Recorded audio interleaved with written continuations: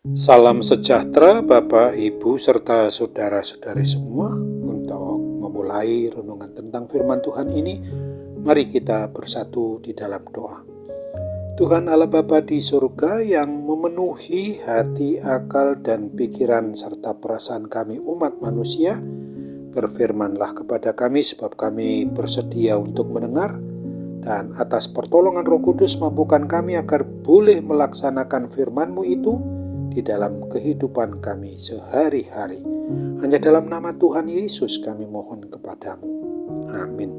Sebagai nas renungan firman Tuhan pada hari ini diambil dari Matius 16 ayat 22 dan 23 yang berbunyi, "Tetapi Petrus menarik Yesus ke samping dan menegur dia, katanya, 'Tuhan, kiranya Allah menjauhkan hal itu. Hal itu sekali-kali takkan menimpa engkau.' Maka Yesus berpaling dan berkata kepada Petrus, 'Enyahlah iblis, engkau suatu batu sandungan bagiku, sebab engkau bukan memikirkan apa yang dipikirkan Allah, melainkan apa yang dipikirkan manusia.'" Sebagai tema yang diangkat dari nas renungan kita ini adalah umatnya harus memikirkan apa yang dipikirkan Allah.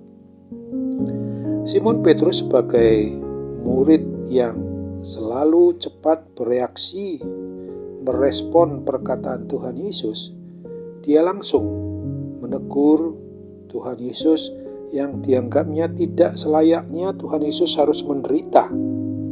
Tetapi Tuhan Yesus menegur Petrus karena apa yang disampaikan Petrus itu adalah suara iblis. Ternyata semua penderitaan yang akan dialami oleh Tuhan Yesus tersebut adalah merupakan wujud nyata kasih Allah Bapa yang begitu besar kepada umat manusia di muka bumi ini.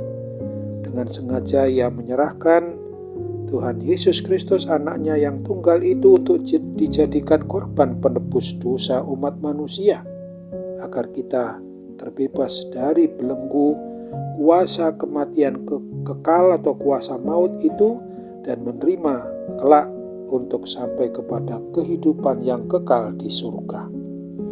Apabila Tuhan Yesus tidak mau berkorban menderita sampai harus mati di atas kayu salib di Bukit Golgota, maka tidak akan terjadi penyelamatan umat manusia itu.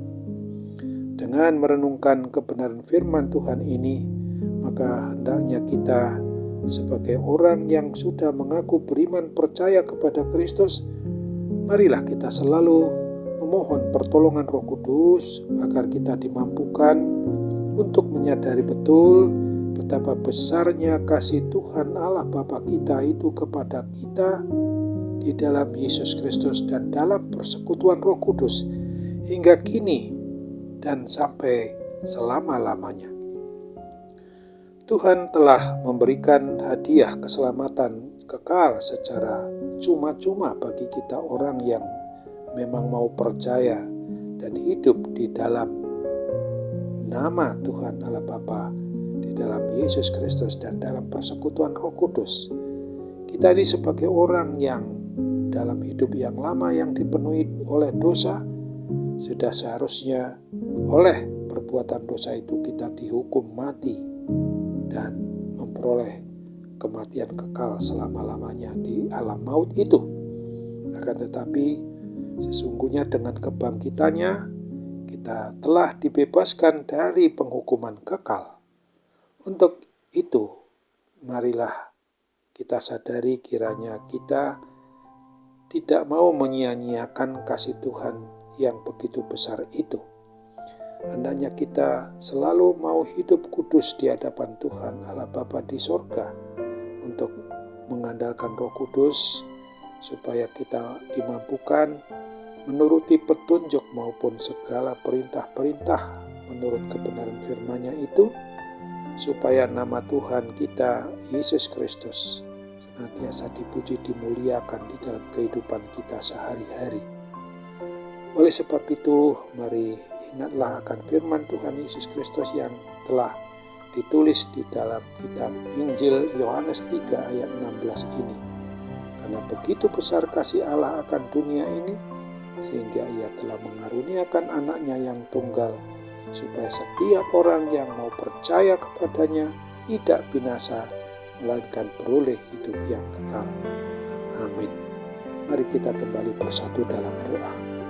Tuhan Allah Bapa di surga, terima kasih untuk kebenaran firman-Mu yang boleh kami renungkan, boleh kami terima pada hari ini, yang sudah mengingatkan kami supaya kami jangan mau dipakai oleh kuasa iblis, kuasa setan-setan, supaya kami jangan menjadi batu sandungan bagi sesama umat beriman percaya kepada Kristus ini, dengan cara supaya kami senantiasa mau hidup memikirkan apa yang dipikirkan Allah, dan kami tidak mau hidup di dalam pikiran manusia yang senantiasa dikendalikan oleh kuasa kedagingannya.